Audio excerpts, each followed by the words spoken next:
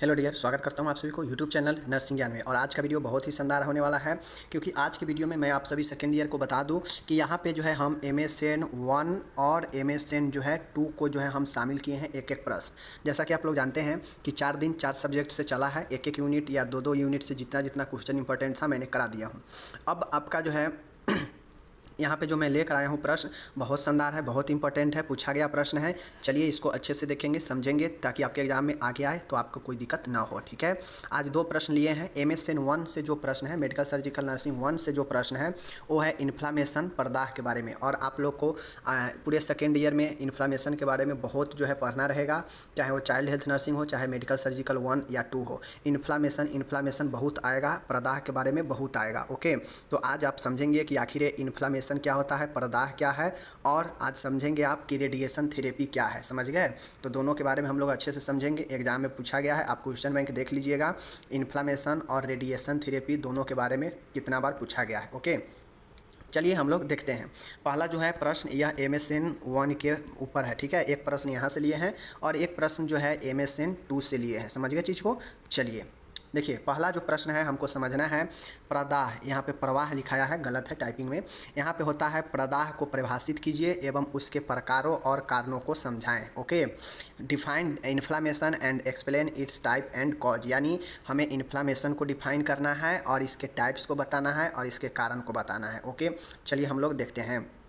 देखिए यहाँ पे प्रदाह होगा, ठीक कर लीजिएगा आप लोग, प्रदाह है, समझ गए ना। चलिए इन्फ्लामेशन क्या है, देखिए यह जीवित ऊतकों को किसी चोट या संक्रमण के दौरान होने वाली स्थानीय प्रतिक्रिया है जो कि सुरक्षात्मक प्रकृति की होती है।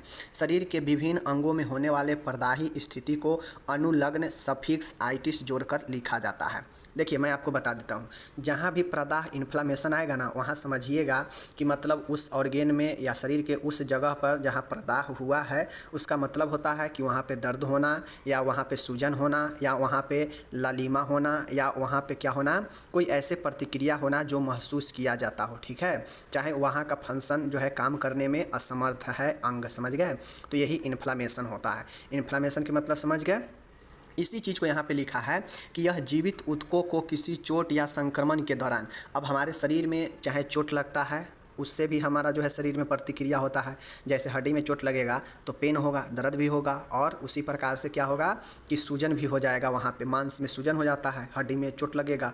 तो इस प्रकार जो सूजन और जो दर्द है यह प्रदाह है। समझ गए? मेडिकल भाषा में इसे इन्फ्लामेशन कहा जाता है।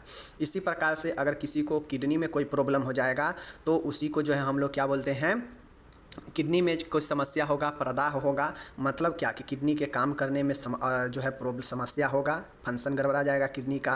किडनी में जो है कोई ऐसे प्रतिक्रिया देखेगा जो सामान्य से अलग होगा, जैसे सूजन हो जाना, रक्तस्राव आना, उसमें से लालिमा होना, पेन होना। तो ये सब एक प्रतिक्रिया है, और इसी प्रतिक्रिया कब होता है? जब वहाँ पे चोट लगेगा या संक्रमण होगा। इसी स्थानीय प्रतिक्रिया को जो है हम लोग प्रदाह कहते हैं। ठीक है, शरीर के विभिन्न ऑर्गेन जो अंग है उसमें जो प्रदाह होता है, जो इन्फ्लामेशन होता है, उस ऑर्गेन को नाम में जो है हम लोग आइटिस जोड़ते हैं तो वह इन्फ्लामेशन बन जाता है। समझ गए?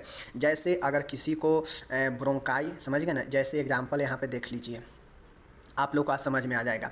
जैसे यहाँ पे देखिए ब्रोंकाई है। ठीक है, ब्रोंकाई है। ब्रोंकाई क्या होता है? यह आपके श्वास नली का एक हिस्सा है ना। तो इस ब्रोंकाई में अगर आप आइटिस जोड़ देते हैं तो ये हो जाता है ब्रोंकाइटिस। समझ गए? डबल आई तो नहीं होगा, इसमें भी आई है और इसमें भी आई है, तो डबल आई तो नहीं ना होगा, तो इसलिए एक ही आई लिखा जाएगा। तो यह क्या हो गया? ब्रोंकाइटिस हो गया। अब ब्रोंकाइटिस का मतलब क्या हो गया कि ब्रोंकियाई में इन्फ्लामेशन, ब्रोंकी में इन्फ्लामेशन। इन्फ्लामेशन के मतलब या तो उसमें कोई सूजन होगा, या उसमें लनीमा होगा, या पेन होगा, या कुछ उसमें असमान चीज़ें होगा, वही इन्फ्लामेशन ब्रोंकाइटिस होगा। समझ गए? इसी प्रकार से अगर अर्थो है, समझ गए? अर्थो है ना, अर्थो में इस हड्डी होता है, इस अर्थो में अगर हम अर्थ में आइटिस जोड़ देंगे तो यह क्या हो जाएगा? अर्थराइटिस हो जाएगा। यह एक हड्डी का विकार होगा। इसी प्रकार से नेफ्रॉन मतलब क्या होता है? नेफ्रॉन, देख लीजिए नेफ्रॉन। ठीक है, नेफ्रॉन, नेफ्रॉन मतलब क्या होता है? गुर्दा, और इसी में अगर हम ऑन हटा के इसमें आइटिस जोड़ देते हैं तो यह नेफ्राइटिस बन जाता है, यानी गुर्दे का रोग। ओके, समझ गए चीज़ को? चलिए, तो उम्मीद है समझ में आ गया होगा। अब किसी भी ऑर्गेन के नाम के बाद जो है हम उसमें आइटिस लगा देंगे, जो सफिक्स होता है, यह अनुलग्न होता है, जो लगता है साथ में, तो यही इन्फ्लामेशन को दर्शाता है। समझ गए चीज़ को? चलिए जैसे ब्रोंकाई समझ लिए, यहाँ पे देखिए इन्फ्लामेशन ऑफ ब्रोंकी, ब्रोंकी का इन्फ्लामेशन ब्रोंकाइटिस कहलाता है, समझ गए। इसी प्रकार से आपका सर्विक्स है, सर्विक्स मतलब क्या होता है, ग्रीवा। अब इस सर्विक्स में हम आइटिस लगा देंगे, आइटिस जोड़ देंगे सर्विक्स के बाद, तो यह क्या हो जाएगा, सर्विसाइटिस होता है, ठीक है, सर्विसाइटिस होता है, समझ गए चीज़ को ना, सर्विसाइटिस होता है, इन्फ्लामेशन ऑफ सर्विक्स। तो कुछ चेंजेज होता है और कुछ चेंजेज करके आइटिस लगाया जाता है, तो यही जो है आपका उस ऑर्गेन का या उस जगह का जो है इन्फ्लामेशन बताता है, समझ गए। और इन्फ्लामेशन में क्या होता है पता ही है कि उस जगह का, स्थानीय जगह का प्रतिक्रिया होता है। प्रतिक्रिया में क्या होगा, या तो वहाँ सूजन होगा, या तो दर्द होगा, या ललीमा होगा, या वहाँ पे कुछ ऐसे खुजलाहट वगैरह कुछ भी प्रतिक्रिया हो सकता है, और रेडनेस वगैरह, यहाँ पे वहाँ पे गर्म वगैरह होगा, हीटनेस हो जाएगा। तो ये सब प्रतिक्रिया होता है और इसी प्रतिक्रिया को आइटिस के साथ में जोड़कर लिखा जाता है, समझ गए, ये चीज़ समझ गए। अब यहाँ पे जो इन्फ्लामेशन होता है, जब आप लोग आगे देखेंगे ना तो विभिन्न प्रकार के बीमारी देखेंगे, विभिन्न प्रकार के इन्फ्लामेशन देखेंगे ऑर्गेन का, तो आपको वहाँ पे दो चीज़ देखने को मिलेगा। एक आपको मिलेगा कि एक्यूट, और एक मिलेगा आपका क्रॉनिक, समझिए, एक मिलेगा आपका एक्यूट, समझ गए, एक्यूट, और एक मिलेगा आपका क्रॉनिक, ये चीज़ को समझिए। तो यहाँ पे समझ लीजिए, एक्यूट का जो मतलब होता है कि अचानक से और यह ज़्यादा दिन तक नहीं रहता है ये बीमारी, समझ गए। अगर कोई बीमारी अगर एक्यूट है तो समझिए कि वह बीमारी ज़्यादा दिन तक नहीं रहेगा, 1 से 2 सप्ताह में वो जो है ठीक हो जाएगा, ठीक है। लेकिन एक्यूट वाला अचानक होता है और तीव्र गति से होता है, समझ गए। वहीं पे बात किया जाए क्रॉनिक का, क्रॉनिक जो होता है यह दीर्घ अवधि का बीमारी होता है। जैसे शरीर में कोई भी जगह पर अगर बीमारी होगा तो वह क्रॉनिक वाला भी बीमारी होता है। क्रॉनिक मतलब जो साल से लेकर 2 साल 4 साल या पूरे जीवन तक चलता है, उस प्रकार की बीमारी को क्रॉनिक बीमारी कहते हैं, दीर्घ अवधि की बीमारी, समझ गए। और जो दीर्घ अवधि वाला बीमारी होता है वह धीरे धीरे आगे बढ़ता है और धीरे धीरे यह रूप लेता है और भयंकर स्थिति में आगे पहुँचता है, समझ गए चीज़ को। तो यह एक्यूट और एक क्रॉनिक, यही 2 प्रकार के आपका इन्फ्लामेशन होता है, एक्यूट और क्रॉनिक, यही दीर्घ अवधि दीर्घकालीन प्रदाह, दोनों समझ गए। देखिए यहाँ पे एक्यूट इन्फ्लामेशन का मतलब होता है कि इसके अंतर्गत होने वाली, तो यहाँ पे चीज़ें वही है, एक्यूट और क्रॉनिक। एक्यूट आप लोग देखेंगे, एक्यूट जो बीमारी होता है वह इसके अंतर्गत जो भी होने वाला प्रतिक्रिया होता है यह कम समय के लिए होता है, अल्पकालीन होता है। इसकी अवधि कुछ दिनों से लेकर कुछ सप्ताह तक होता है। मतलब ये जो होता है, जो एक्यूट वाला बीमारी होगा, इसमें वैसे टाइप के प्रतिक्रिया होगा शरीर में या शरीर के किसी जगह पे, जो कुछ समय से लेकर, कुछ दिन से लेकर कुछ सप्ताह तक रह सकता है। उसके बाद यह धीरे धीरे अपने आप या दवाई कराने पर सही हो जाता है। लेकिन जो क्रॉनिक इन्फ्लामेशन होता है, यहाँ पे देख लीजिए, इसमें जो प्रतिक्रिया होगा शरीर में या शरीर के वैसे ऑर्गेन पर जहाँ ये होगा बीमारी, तो उस जगह पे क्या होगा कि वहाँ या तो संक्रमण से हो सकता है, ठीक है। देखिए, यह यदि तीव्र प्रदाह की प्रतिक्रिया के दौरान प्रदाह का कारक जैसे संक्रमण, सूक्ष्म जीव उस स्थान से नहीं हट पाता है तथा क्षतिग्रस्त ऊतकों का प्रतिस्थापन नए स्वस्थ ऊतकों द्वारा नहीं हो पाता है, तो यह दीर्घकालीन प्रदाह का रूप ले लेता है, अतः यह दीर्घकालीन प्रदाह कहलाता है, ठीक है। इसके अंतर्गत होने वाली प्रतिक्रिया अधिक अवधि की होती है तथा इसमें क्षतिग्रस्त ऊतकों की मात्रा भी तुलनात्मक अधिक होता है, ओके। देखिए, इसके एक लक्षण कुछ महीने से लेकर कुछ वर्ष तक मौजूद होते हैं। अब यहाँ पे आपको समझ में नहीं आता, मैं समझाता हूँ। क्रॉनिक इन्फ्लामेशन का मतलब होता है कि जैसे आपको एक्यूट वाला लक्षण दिखाई दिया है शुरू अवस्था में, किसी को भी अगर कोई अचानक रोग होता है तो वह एक्यूट वाला होता है, ठीक है। अगर एक्यूट वाला पूर्ण तरीका से नहीं सही होता है, उसका कुछ लक्षण जैसे संक्रमण वगैरह अगर उसका कुछ रह जाता है जो रोग उत्पन्न आगे कर सकता है, तो उस स्थिति में उस जगह से अगर कम्प्लीटली आपका रोग नहीं ठीक होता है, संक्रमण नहीं नष्ट होता है, तो धीरे धीरे आगे चलकर वह जो बचा हुआ संक्रमण है वह धीरे धीरे आगे चलकर ऊतकों को और ज़्यादा क्षतिग्रस्त करता है और फिर से वहाँ पे जो नए ऊतक बनना चाहिए वह ऊतक नहीं बन पाता है और यही संक्रमण वाला ऊतक रह जाता है, जिसके कारण वह जो है कुछ समय से लेकर कुछ सालों तक यह जो है जकड़ लेता है और यह बीमारी लंबे समय तक व्यक्ति को ग्रसित करता है। और यह जो है आपका तुलनात्मक रूप से क्या होता है, लंबी अवधि की बीमारी होती है जो कुछ महीनों से लेकर कुछ वर्षों तक मौजूद होता है। तो यही जो है आपका क्रॉनिक होता है।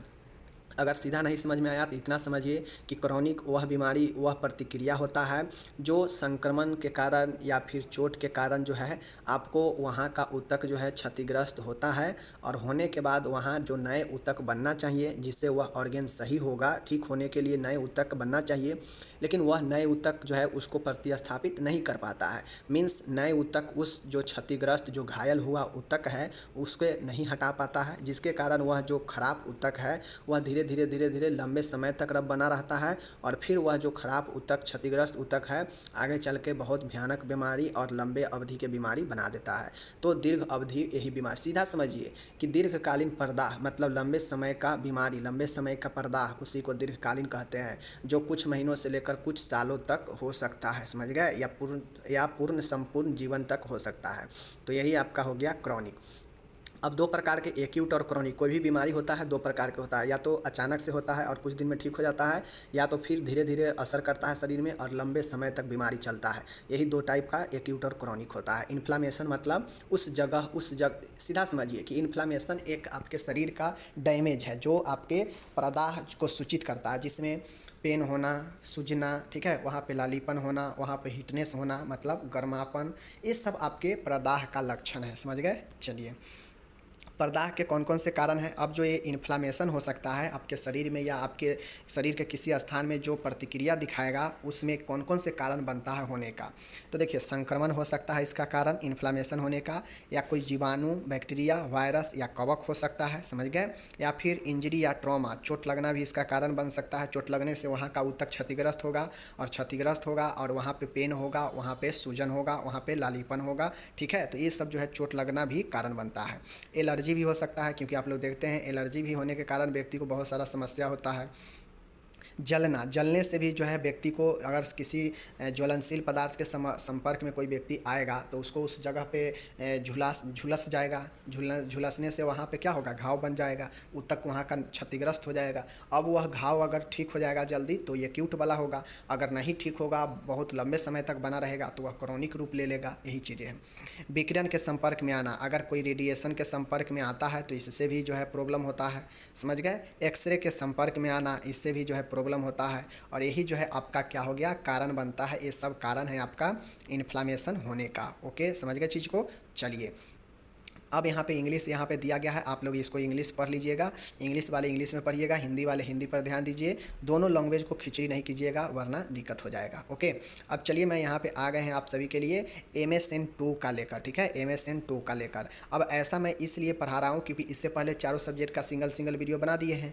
अब दो दिन बचता है, शुक्र और शनि इस सप्ताह में, तो शुक्रवार को 2 सब्जेक्ट और शनिवार को दोनों सब्जेक्ट से एक क्वेश्चन हो जाएगा, ताकि नंबर ऑफ क्वेश्चन भी एक सप्ताह में ज़्यादा हो जाएगा और आपका 6 के 6 सप्ताह पढ़ाई भी हो जाएगा। बाकी संडे का आपका ऑब्जेक्टिव एक क्लास चलेगा, तो हर एक सप्ताह में कंटिन्यू आपका ऐसे ही पढ़ाई होगा। पहले 4 दिन चारों सब्जेक्ट का एक वीडियो आएगा, उसके बाद 2 दिन जो होगा उसमें 2 सब्जेक्ट का 2 दिन करेंगे, और रविवार को आपका ऑब्जेक्टिव आएगा। ऐसे ही हम जो है लगातार 5-6 महीना पढ़ेंगे, आपका हर एक सिलेबस को कवर कर देंगे और नॉलेज फुल आपको बना देंगे, और उसके बाद जब ख़त्म हो जाएगा तो हम लोग रिवीजन में चलेंगे। ओके, चलिए, अब यहाँ पे हम देखते हैं रेडिएशन थेरेपी क्या है, कैंसर के उपचार में यह किस प्रकार सहायक है। हमसे ये क्वेश्चन ए पूछेगा, या आपसे ये भी पूछ सकता है कि रेडिएशन थेरेपी वाले व्यक्ति को स्वास्थ्य शिक्षा कैसे देंगे, या नर्स की जिम्मेदारी बताइए रेडिएशन थेरेपी में। तो सभी प्रकार से रेडिएशन थेरेपी का कोई भी क्वेश्चन पूछेगा, बना दीजिएगा आप। ओके, चलिए यहाँ पर हम देखते हैं। ये है आपका MSN 2, और यह फर्स्ट चैप्टर का ही है, फर्स्ट चैप्टर से ही लिए हैं, जहाँ पे कैंसर वाला में ही है आपका रेडिएशन थेरेपी और कीमोथेरेपी। तो कीमोथेरेपी आज नहीं हो पाएगा, कीमोथेरेपी का एक वीडियो पर्सनल अलग से बनाएंगे, ठीक है। अभी रेडिएशन थेरेपी को देख लीजिए जो कि MSN 2 के है। ओके, MSN 2 के है, समझ गए। चलिए, देखिए, रेडिएशन थेरेपी क्या होता है समझ लीजिए। रेडिएशन थेरेपी मैलिग्नेंट सेल या कैंसर के उपचार की एक विधि है जिसमें अत्यधिक ऊर्जा युक्त विकिरणों का कैंसर ग्रस्त ऊतकों पर डालकर इन्हें नष्ट किया जाता है। देखिए, रेडिएशन थेरेपी एक थेरेपी है, एक उपचार है जो वैसे मरीजों को दिया जाता है जिसके कैंसर हो, जिसमें जो है कैंसर भयानक स्टेज में हो, जिससे कैंसर जो है मेलिग्नेंट सेल में हो। मतलब 2 प्रकार के हम लोग पढ़े ना, बेनाइन सेल और मेलिग्नेंट सेल। तो मेलिग्नेंट सेल जो है वह घातक ट्यूमर होता है, और यह जो है अंतिम स्टेज में मतलब भयानक वाला होता है। तो इसी मेलिग्नेंट सेल या कैंसर के उपचार के लिए जो है हम लोग इस अत्यधिक मतलब ये जो थेरेपी होता है ना, इसमें एक रे का उपयोग किया जाता है, एक किरण का उपयोग किया जाता है, जो क्या करता है उसमें काफ़ी ज़्यादा एनर्जी होता है। हम लोग जानते हैं चाहे अल्ट्रा वायलेट रे हो चाहे एक्सरे रे हो, दोनों में काफ़ी ज़्यादा हाई एनर्जी होता है। किसी भी चीज़ पर को भेद देता है, आसानी से भेदता है, तभी ना हमारा शरीर का इमेज लेता है, अंदर के ऑर्गेन को इमेज ले लेता है आसानी से, उसमें हाई एनर्जी के कारण ही, समझ रहे ना। तो उसी प्रकार से रेडिएशन थेरेपी में अत्यधिक ऊर्जा से लेस जो है विकिरण का उपयोग किया जाता है, जिसका उपयोग जो है कैंसर ग्रस्त ऊतकों पर डाला जाता है और इससे नष्ट किया जाता है। मतलब सीधा समझिए कि रेडिएशन थेरेपी है, समझ गए। यह रेडिएशन थेरेपी का एक इक्विपमेंट है, समझ गए। यहाँ से रे निकलने वाला बना हुआ है। अब यहाँ पे आप लोग का एक बेड पड़ा हुआ है, ठीक है। इस बेड पर कोई व्यक्ति जो है व्यक्ति को लेटा दिया जाता है और यह रेडिएशन थेरेपी देने वाला इक्विपमेंट है, ठीक है। यहाँ से रेडिएशन थेरेपी मान गए व्यक्ति यहाँ पे लेटा हुआ है इस बेड पे, तो व्यक्ति को अगर मान गए कंधे पर रेडिएशन, कंधे पर ट्यूमर है, कैंसर है, तो उसको इस रे के द्वारा जो है जिस स्थान पर ट्यूमर है वहाँ पे यह रे डाला जाता है, किरण डाला जाता है, जिससे इस ट्यूमर को यानी कैंसर वाला सेल को, कैंसर से ग्रस्त सेल को जो है क्या किया जाता है, यह जो विकिरण होता है, जो रे है, यह इस पर पड़ता है और इसे नष्ट करता है। यही जो है आपका विकिरण होता है, समझ गए। यही आपका रेडिएशन थेरेपी होता है, जिसमें रे के उपयोग करके, विकिरणों का उपयोग करके क्षतिग्रस्त किया जाता है, नष्ट किया जाता है कैंसर सेल को। किस प्रकार के कैंसर सेल को? मेलिग्नेंट सेल को, समझ गए चीज़ को। चलिए अब हम लोग रेडिएशन थेरेपी के प्रकार देखेंगे। टोटल आप ध्यान में रखिएगा, रेडिएशन थेरेपी 3 प्रकार से किसी भी व्यक्ति को दिया जा सकता है, समझ गए। पहला जो है वह एक्सटर्नल रेडियोथेरेपी है, और दूसरा जो है आपका इंटरनल रेडियोथेरेपी है, और तीसरा जो है आपका वो रेडियो आइसोटॉप थ्योरी है। बस 3 याद रखिएगा, एक्सटर्नल, इंटरनल और रेडियो आइसोटॉप। ओके, चलिए अब यहाँ पे आप लोग देख लीजिए क्या है। पहला हम लोग को देखना है एक्सटर्नल रेडियोथेरेपी, समझ गए। देखिए इसमें शरीर पर बाहर से विकिरण डाला जाता है एवं इसे कैंसर ऊतक तक लक्षित किया जाता है। एक्सटर्नल के मतलब ही है कि बाह्य, मतलब बाहर। तो इसमें जो विकिरण का उपयोग किया जाता है, उस विकिरण को यानी उस रे को जो कैंसर ऊतक पर डालना है, प्रहार करना है, उसको बाहर से डाला जाता है, समझ गए ना। उसको बाहर से डाला जाता है और बाहर से ही जो कैंसर सेल को नष्ट करना है उसको टारगेट करके उस पर जो है रे को प्रहार किया जाता है बाहर से। इसीलिए जो है इसे बाहरी विकिरण उपचार कहते हैं, एक्सटर्नल रेडियोथेरेपी कहते हैं, समझ गए। इसका जो उदाहरण है, जो एक्सटर्नल रेडियोथेरेपी है, देख लीजिए यहाँ पे, यह 2 प्रकार के आपका होता है, याद रखिएगा, इंपॉर्टेंट है। कन्वेंशनल एक्सटर्नल बीम थेरेपी और स्टीरियोटिक रेडियोथेरेपी। मैं यहाँ पे फिर से कह रहा हूँ, ये सब याद करने के लिए वीडियो को ध्यान से देखिएगा, आपको रिपीट करना पड़ेगा, माइंड में चलाना पड़ेगा कि एक्सटर्नल में 2 उदाहरण कौन सा है, इंटरनल में कौन सा उदाहरण है। और जब उदाहरण याद करेंगे तभी जो है आपका ये सक्सेसफुल क्वेश्चन हो पाएगा, ठीक है। तो एक्सटर्नल वाला का 2 उदाहरण क्या सा है, एक कन्वेंशनल एक्सटर्नल बीम थेरेपी, ठीक है।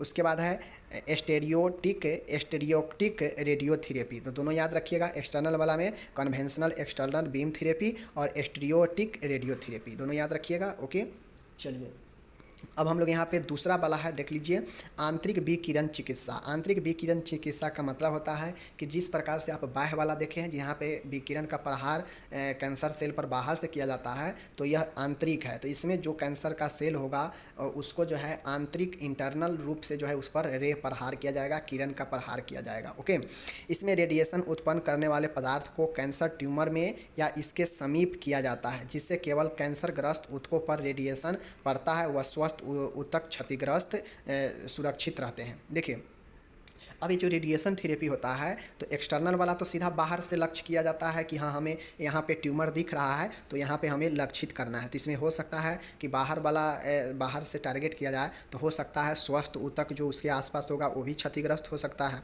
तो क्योंकि इसमें हाई जो है रे होता है, मतलब उच्च ऊर्जा वाला इसमें किरण होता है, तो यह जो है ट्यूमर के साथ साथ में अगर उसका प्रभाव जहाँ जहाँ पड़ेगा वहाँ वहाँ नष्ट करेगा, समझ रहे हैं ना चीज़ को। तो ये इंटरनल वाला जो होता है, तो इसमें रेडिएशन उत्पन्न करने वाला जो भी पदार्थ होता है ना, तो उसमें कैंसर जो ट्यूमर होता है उसके एकदम नज़दीक या उसी में जो है क्या किया जाता है कि कैंसर सेल पर जो है क्षतिग्रस्त प्रहार किया जाता है, जिससे जो स्वस्थ ऊतक होते हैं वह सुरक्षित रहते हैं। हमारे कहने का मतलब समझ रहे ना कि इंटरनल रेडियोथेरेपी में जो भी किरण जो होगा, जिससे रेडिएशन उत्पन्न किया जाएगा, उसको जो है जहाँ पे कैंसर सेल है, शरीर के जिस भी भाग में कैंसर सेल है वहाँ पे एकदम नज़दीक या उसी में जो है सिर्फ और सिर्फ उसी ट्यूमर में या उसके नज़दीक ले जाकर रेडिएशन जो है उस पर छोड़ा जाएगा, किरण प्रहार किया जाएगा, जिससे जो होगा यह कि स्वस्थ ऊतक जो उसके आसपास का होगा वह सुरक्षित रहेगा। क्यों? क्योंकि डायरेक्टली जो ट्यूमर है या तो उसी में किरण का प्रहार हो रहा है या फिर जो है उसके नज़दीक ले जाकर प्रहार किया जा रहा है, तो ऐसे में जो उसके आसपास का स्वस्थ ऊतक होगा वह सुरक्षित रहेगा। सिर्फ और सिर्फ जो कैंसर ट्यूमर होगा उसी पर इफेक्ट पड़ेगा। समझ रहे हैं ना चीज़ को? चलिए देखिए, हमारा समझाने का मकसद यही है कि आप चीज़ों को समझ जाए, इसीलिए मैं अच्छे से पढ़ के आपको बताता हूँ। ठीक है, इतना अच्छे से आपको कोई नहीं टाइम देगा, इसीलिए वीडियो थोड़ा बड़ा भी हो जाता है। इसकी निम्न विधियां हैं। कौन सी विधि है? Particle therapy, auger therapy, brachytherapy. अब ये थेरेपी अगर आप बार बार भूलते हैं तो इसको बार बार माइंड में रिकैप करना पड़ेगा। अगर आप बाथरूम में भी बैठे हैं तो आप दिमाग में रिकैप कीजिए कि इंटरनल थेरेपी में कौन सा है, तो पार्टिकल थेरेपी है, ऑजर थेरेपी है और ब्रेकी थेरेपी है। ये 3 थेरेपी आप लोग ध्यान में कहीं भी रहिए बैठा हुआ तो रिपीट कीजिए, तो जिससे याद होगा। उसी प्रकार से अगर एक्सटर्नल वाला को करना हो तो आप लोग को मैं पहले ही पढ़ा दिया हूँ। ठीक है ना? चलिए, एक्सटर्नल बीम थेरेपी और ये हो गया। अब यहाँ पे देख लीजिए, एक बार और देख लीजिए, particle therapy, auger therapy, ब्रेकी therapy, यह इंटरनल का है। अब यहाँ पे हम लोग एक और चीज़ें देखिए, यहाँ पे रेडियो समनास्तिक उपचार है, रेडियो आइसोटॉप थेरेपी है। अच्छा क्वेश्चन है, देख लीजिए होता क्या है। देखिए, इस विधि में रेडियो सक्रिय तत्वों का उपयोग किया जाता है, मतलब इसमें वैसे तत्वों का उपयोग किया जाता है जो रेडियो एक्टिव तत्व होता है ना। आप लोग पढ़े होंगे 10th में 12th में रेडियो एक्टिविटी एलिमेंट तत्व के बारे में पढ़े हैं ना, रेडियो सक्रिय तत्व। तो इसमें वैसा ही जो है इसमें रेडियो आइसोटॉप थ्योरी में होता है कि इस विधि में रेडियो सक्रिय तत्वों का उपयोग किया जाता है। ओके, इसमें इन्फ्यूजन के साथ इन तत्वों को शरीर में भेजा जाता है। यह तत्व विशेषतः कैंसर ऊतकों द्वारा अवशोषित कर लिए जाते हैं। ये जो रेडियो आइसोटॉप जो थेरेपी है, इसमें रेडियो एक्टिव तत्वों का उपयोग किया जाता है, समझ गए। और इसमें इन्फ्यूज किया जाता है, जिस प्रकार से ब्लड चढ़ाते हैं, जिस प्रकार से तरल चढ़ाते हैं ना, उसी प्रकार से इस रेडियो एक्टिविटी तत्व को भी जो है शरीर में पहुँचाया जाता है, भेजा जाता है, इन्फ्यूज किया जाता है। अब शरीर में जाने के बाद जहाँ भी यह कैंसर सेल होता है वह जो है इस रेडियो एक्टिविटी तत्व को अपने अंदर एब्जॉर्ब कर लेता है, अवशोषित कर लेता है। अब जैसे ही अवशोषित करता है तो वहाँ रेडिएशन उत्पन्न होता है। वहाँ रेडिएशन उत्पन्न करता है कौन? यह रेडियो एक्टिव जो तत्व है, यह रेडिएशन उत्पन्न करता है। और जैसे ही रेडिएशन उत्पन्न करता है तो वहाँ का जो कैंसर ग्रस्त ऊतक है, जो ट्यूमर है, वह जो है समाप्त होने लगता है। और यही जो है आपका रेडियो आइसोटॉप थेरेपी होता है। ओके, देखिए, इसमें रेडियो सक्रिय तत्वों युक्त जो माइक्रोस्फीयर मतलब सूक्ष्म जो गोला का जो उपयोग किया जाता है, शरीर में जो भेजा जाता है, उसका व्यास जो होता है बहुत छोटा होता है, लगभग 30 माइक्रोमीटर होता है। समझ गए? तो एक बार सीधा समझ लीजिए, रेडियो आइसोटॉप थेरेपी यह एक रेडिएशन थेरेपी का विधि है जिसमें जो होता है कि आपको रेडियो एक्टिविटी तत्व का उपयोग किया जाता है और इसे शरीर में भेजा जाता है, इन्फ्यूज किया जाता है। और होता है कि जब शरीर में भेजने से जहाँ भी ट्यूमर बना होता है कैंसर सेल का या कैंसर सेल होता है, वह अपने अंदर जो है इस रेडियो एक्टिव तत्व को अवशोषित कर लेता है, ऑब्जर्व कर लेता है।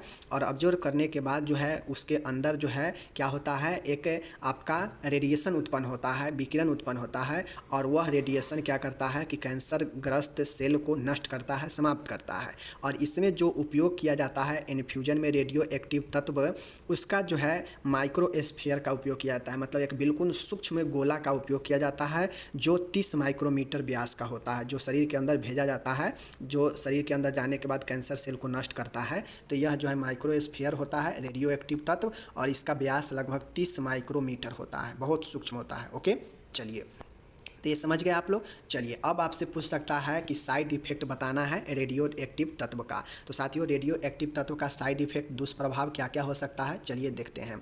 रेडियो एक्टिव में, रेडियो थेरेपी में रोगी को दर्द नहीं होता है, परंतु इसमें विकिरणों के उपयोग के कारण निम्न दुष्प्रभाव उत्पन्न होते हैं। देखिए, रेडियो एक्टिव जो तत्व होता है, रेडियो एक्टिव जो थेरेपी है, रेडिएशन जो थेरेपी है, इसमें अगर किसी पेशेंट को चलता है तो इसमें पेशेंट को दर्द नहीं होता है, पेन नहीं होता है। लेकिन पेन के अलावा और सारे जो है साइड इफेक्ट दिखते हैं जो निम्न प्रकार से है। देखिए, पहला है शीघ्र प्रकट होने वाला दुष्प्रभाव। शीघ्र प्रकट होने वाला का मतलब होता है एक्यूट साइड इफेक्ट, मतलब अचानक और जल्दी होने वाला साइड इफेक्ट। जैसे किसी को रेडिएशन थेरेपी लगा और उसमें जो प्रभाव उत्पन्न होगा ऑटोमेटिक और जल्दी, वह एक्यूट होगा यानी शीघ्र से होने वाला होगा। ठीक है, जो हो सकता है देने के वक्त हो या देने के 1-2 दिन के बाद 3 दिन के बाद ही उत्पन्न होने लगे साइड इफेक्ट, तो ये होता है शीघ्र उत्पन्न होने वाला।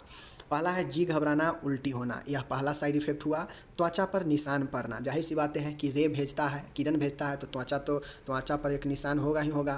त्वचा रूखी और बेजान होना, जो त्वचा होगा वहाँ पे सूखा सूखा हो जाएगा और बेजान हो जाएगा, ड्राइनेस हो जाएगा, समझ रहे ना, क्योंकि किरण के द्वारा भेदा जा रहा है शरीर को, तो वहाँ पे तो त्वचा रूखी और बेजान होगा ही होगा।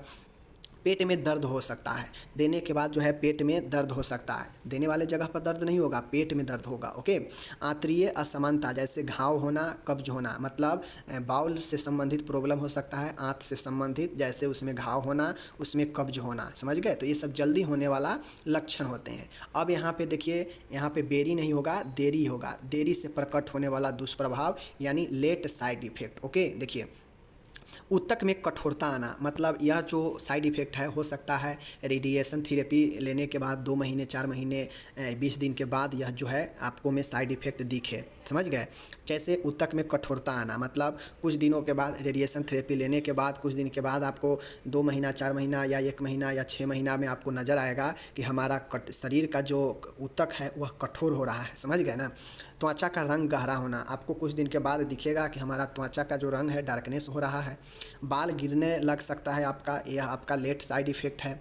लसिका गांठों में लिम्फेमा हो सकता है, लसिका गांठों में सूजन हो सकता है, ये सब जो है लेने के बाद देरी से होने वाला साइड इफ़ेक्ट है।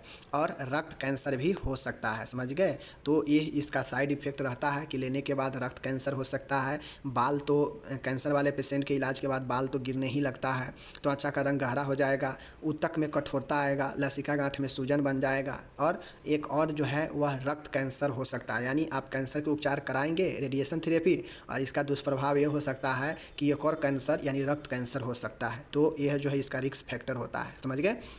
तो 2 आपका हो गया, एक शीघ्र से होने वाला और एक लेट देरी से होने वाला दुष्प्रभाव, दोनों बता दिए। चलिए अब यहाँ पे नर्सिंग प्रबंध जो है, अच्छा क्वेश्चन है, आपसे पूछ सकता है कि रेडिएशन थेरेपी वाले व्यक्ति का क्या नर्सिंग प्रबंध करेंगे या रेडिएशन थेरेपी वाले पेशेंट का जो है क्या शिक्षा देंगे। तो शिक्षा पूछेगा तो यही लिखना है, और नर्सिंग प्रबंध पूछेगा तो यही लिखना है, ठीक है। चलिए देख लीजिए, पहला पॉइंट है रोगी को रेडियोथेरेपी के बारे में आवश्यक जानकारी प्रदान की जाती है। सबसे पहले होता यह है कि रेडिएशन थेरेपी देने से पहले किसी भी रोगी को बताया जाता है इसके बारे में, ठीक है। चलिए दूसरा पॉइंट देखिएगा कि रोगी से रेडियोथेरेपी के लिए लिखित सहमति प्राप्त करनी चाहिए। ओके, जो रोगी होते हैं, रोगी से, चूँकि यह एक जटिल प्रोसेस होता है, यहाँ पे पेशेंट को साइड इफ़ेक्ट हो सकते हैं, तो इसके लिए जो है रिटन परमिशन लेना ज़रूरी होता है, ठीक है। और तीसरा पॉइंट है, देखिएगा यहाँ पे कि रेडियोथेरेपी की अवधि को ध्यान में रखा जाना चाहिए। यह प्रायः 15 से 30 मिनट तक होती है, और आप एक नर्स आपको ध्यान रखना चाहिए कि यह जो प्रक्रिया है रेडियोथेरेपी चलने का कितना देर होगा, तो यह 15 से 30 मिनट तक चल सकता है, इस चीज़ को ध्यान में रखना है, ठीक है।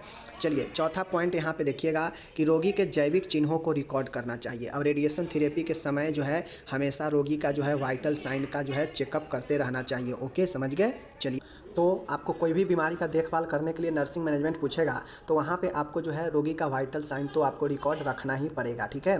5वां नंबर का देखिएगा कि रोगी के जांचों को सदैव चेक करें एवं प्रत्येक विजिट के दौरान होने वाला WBC की संख्या एवं प्लेटलेट की संख्या में परिवर्तन को रिकॉर्ड चेक करें। मतलब रोगी के जो जाँच होगा प्रत्येक विजिट में रोगी के जो WBC है और जो प्लेटलेट की संख्या है इस पर हमेशा जो है रिकॉर्ड करते रहें। क्योंकि रेडिएशन थेरेपी में जो है देने से पहले जांच किया जाता है, उसमें WBC की संख्या, प्लेटलेट की संख्या कितना है इसका जांच किया जाता है। ओके, रोगी के श्वसन का आकलन करना चाहिए एवं यदि कोई समस्या हो तो तुरंत चिकित्सक को सूचित करें, ठीक है।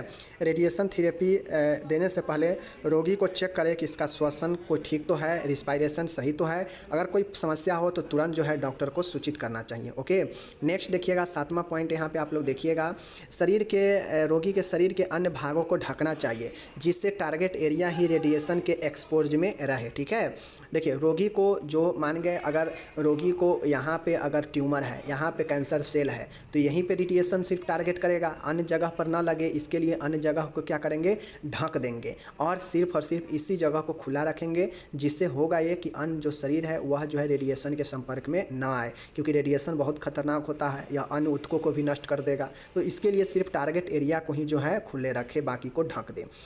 रेडिएशन थेरेपी कक्ष से बच्चों, गर्भवती स्त्री एवं परिचित को दूर रखना चाहिए। अब जहाँ भी रेडिएशन थेरेपी किसी को लगे वहाँ पे अन्य व्यक्तियों को ना रखें। ओके, रोगी को ट्रीटिंग एरिया पर ढीले एवं मुलायम कपड़े पहनने के लिए कहना चाहिए। अब रोगी को जिस भी जगह पर जिसको भी रेडिएशन लगे उसको कहना चाहिए कि ढीले और मुलायम कपड़े पहने, ताकि कोई दिक्कत ना हो, जिससे स्किन इरिटेशन से बचा जा सके, क्योंकि यहाँ त्वचा पहले से ही शुष्क रहती है।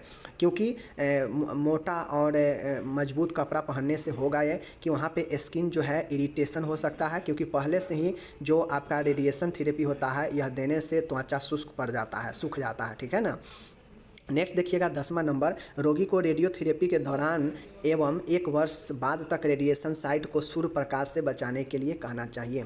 अब जो रेडिएशन साइट है जहाँ पे रेडियोथेरेपी पड़ा है पेशेंट को, उस साइट को, उस जगह को, उस भाग को रेडिएशन थेरेपी देने के दौरान या उसके 1 वर्ष के बाद तक भी जो है सूर्य के प्रकाश से ढक कर रखना चाहिए, बचाना चाहिए, क्योंकि सूर्य के प्रकाश जो है उस जगह को क्या कर सकता है, इससे रिएक्शन हो सकता है, प्रतिक्रिया हो सकता है। ओके, 11 नंबर देखिएगा, रोगी को पर्याप्त बेड रेस्ट लेने के लिए प्रोत्साहित करना चाहिए। रेडिएशन वाले पेशेंट को ज़्यादा से ज़्यादा बेड रेस्ट लेने के लिए प्रोत्साहित करना चाहिए। ओके, रोगी को चिकित्सक आदेशानुसार दवाइयाँ दी जानी चाहिए, जैसे दर्द के लिए एनाल्जेसिक, बुखार के लिए एंटीपायरेटिक, दस्त के लिए एंटी डायरियल। अगर पेशेंट को इस सब में कोई दवाइयाँ की आवश्यकता हो तो चिकित्सक के निर्देशानुसार ये सब दवाइयाँ देनी चाहिए। समझ रहे हैं चीज़ को। चलिए 13 नंबर देखिएगा, बहुत ही अच्छा प्रश्न है। रोगी के पोषण का स्तर बनाए रखना चाहिए। जो रोगी है उसको जो है न्यूट्रिशन को, स्तर को, लेवल को मेंटेन करके रखना चाहिए। ओके, और नेक्स्ट है, नर्स को विकिरण से बचाव के लिए विकिरण रोधी गाउन, कपड़ा, मास्क, दस्ताना व चश्मा आदि पहनना चाहिए। अब जो नर्स हो, नर्स खुद रेडिएशन रूम में रहेगी तो उससे बचाव के लिए उसे खुद जो है एंटी विकिरण रोधी यानी एंटी विकिरण वाला यानी विकिरण रोधी गाउन, मास्क और दस्ताना और चश्मा ये सब पहन कर अपने शरीर को ढक कर रखना चाहिए, ताकि उस रे का कोई प्रभाव नर्स के ऊपर ना पड़े। और इस प्रकार से ये 14 आप जो है शिक्षा जो है नर्स को, नर्स के मैनेजमेंट में लिख सकते हैं। रेडिएशन थेरेपी के मैनेजमेंट में, नर्सिंग मैनेजमेंट में ये लिख सकते हैं। रेडिएशन थेरेपी वाले पेशेंट के लिए या शिक्षा की भी बात किया जाए तो यही सब लिख सकते हैं। आप और सारा दिमाग लगा के इस 14 को 20 पॉइंट भी बना सकते हैं। तो इस प्रकार से आप 20 पॉइंट भी लिख सकते हैं कि एक विकिरण देने वाले पेशेंट को क्या क्या और चीज़ें कर सकते हैं, समझ गए। और दिमाग के लगा के 20 पॉइंट बना सकते हैं इसको। बाकी मैंने 14 बता दिया। नीचे इसका इंग्लिश दिया गया है, सबका इंग्लिश आप पढ़ सकते हैं। इंग्लिश वाले हिंदी इंग्लिश दोनों में हम PDF दे रहे हैं, तो इंग्लिश वाले इंग्लिश में तैयारी कीजिए, हिंदी वाले हिंदी में तैयारी कीजिए। बाकी समझने के लिए अगर आप हिंदी मीडियम है चाहे इंग्लिश मीडियम है, समझना तो सबको हिंदी में ही है। ओके, चलिए मिलेंगे अगले वीडियो में। तब तक आप अपना ख्याल रखिए और सपोर्ट कीजिए। बेहतर करने के लिए आपको बेहतर बनना पड़ेगा और मेहनत करना पड़ेगा। बाकी मिलेंगे अगले वीडियो में, तब तक धन्यवाद।